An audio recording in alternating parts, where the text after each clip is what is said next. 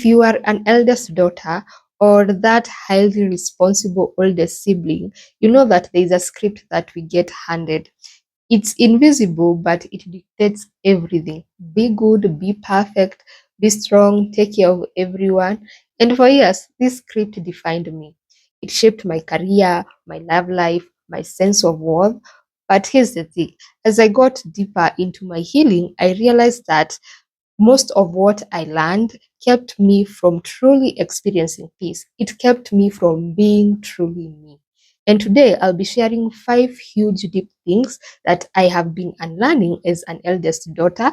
And I see these exact patterns in my clients. Recognizing them is honestly the first step towards taking your life back. So let's dive in.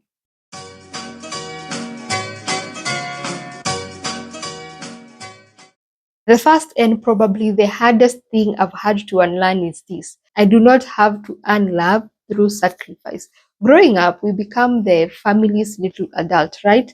The fixer, the helper, the peacemaker. And at some point, we learn this subtle but powerful message that love is something we earn by giving, by overextending, by putting ourselves last. I used to think that if I'm not showing up for everyone enough, then maybe I'm not lovable. And that belief ran deep. And in adulthood, it can show up like saying yes when your whole body is screaming no. It looks like overgiving, ignoring your own needs, and feeling uncomfortable when someone actually offers to help you. But here's what I'm learning: you don't need to empty yourself to deserve love. Real love, healthy love, allows you to be both whole and loved at the same time. And I'll be honest, that's a scary thing to practice, but it's also the only path to genuine connection.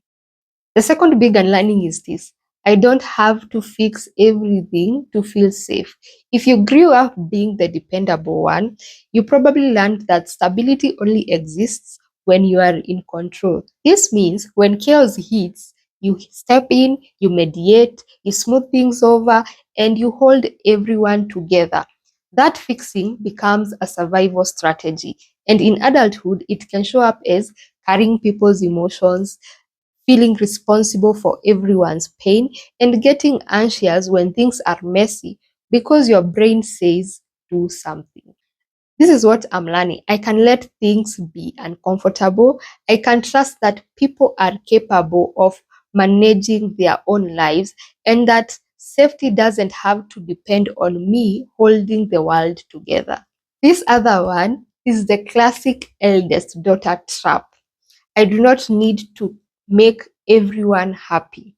If you are like me, you probably became the peacemaker early on. You learned that if everyone was happy, then there was no conflict, there was no rejection, there was no emotional mess to clean up. So you start shape shifting, anticipating needs, reading rooms, swallowing your own opinions. You became so hyper aware of everyone else's comfort and completely disconnected from your own.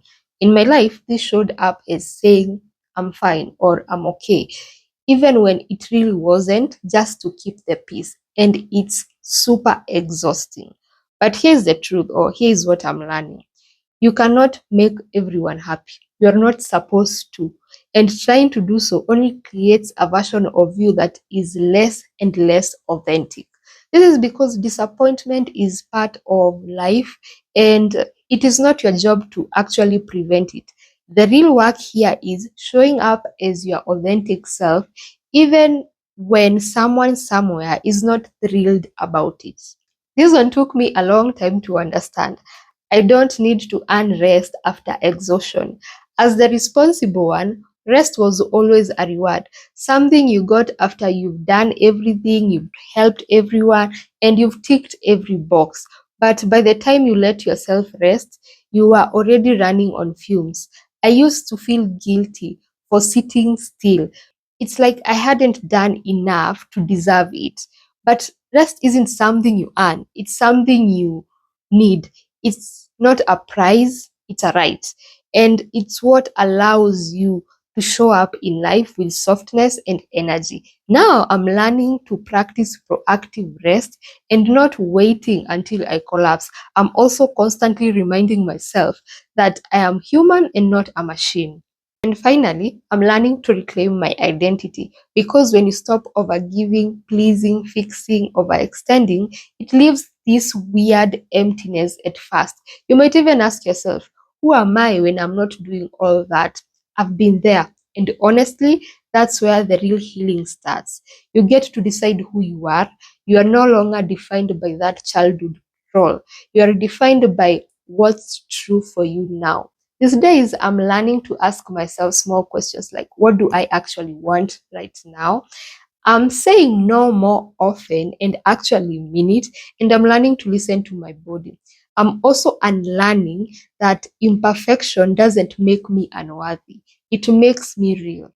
And you're not just finding yourself, you're creating yourself one honest choice at a time.